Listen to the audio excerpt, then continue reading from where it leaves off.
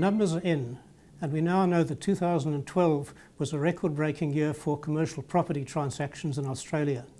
Total transactions were $16.8 billion, and that compares to the previous record in 2007 of $16.4 billion. Offshore investors are making the running, and in 2012 they accounted for 29% of all transactions, breaking the previous record in 2011 of 25% of all transactions.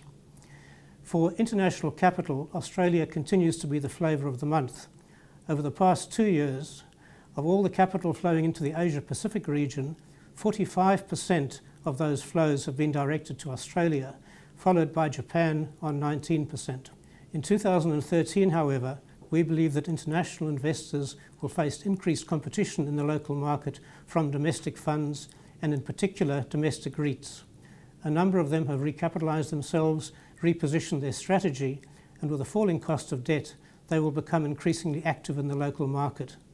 Some of the REITs have engaged in joint venture arrangements with international and offshore funds, and this is an additional source of capital which will find its way into the market over the next year or 2 years. Property yields in Australia have always been relatively high by global standards, and in particular the spread between property yields and real bond rates has been running close to record levels. In Q4 we saw early signs of yield compression, and this reflects the two factors of the global hunt for yield and also the weight of funds flowing into the Australian market. We believe that during 2013 we will see further signs of yield compression. As an offset, leasing markets have been relatively subdued, and so rental growth has been quite flat. Putting these two factors together, we believe that 2013 will yield modest capital growth. On a sector basis, the retail sector continues to confront headwinds. Despite a series of interest rate cuts, shoppers remain cautious, and where they are spending, it tends to be on non-retail items such as motor vehicles, healthcare, education and overseas travel. We believe that we will see some signs of recovery through 2013 as house prices stabilise, as households rebuild their balance sheet, and the possibility remains of further interest rate cuts over the next few months. The industrial sector has been quite buoyant through 2012. We believe that this performance will continue through 2013. The big drivers are still in place. Import volumes are running close to record levels, and retailers are still looking to cut costs, driving efficiency through their supply pipelines.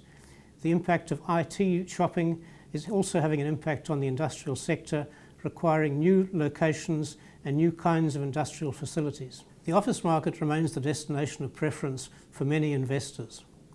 Leasing activity has been quite subdued, and across the CBD markets we've seen in aggregate negative net absorption over the last 2 quarters.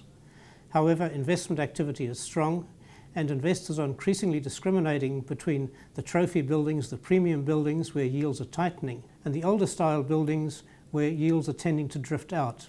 So the spread between the top and the bottom end of the range is tending to widen.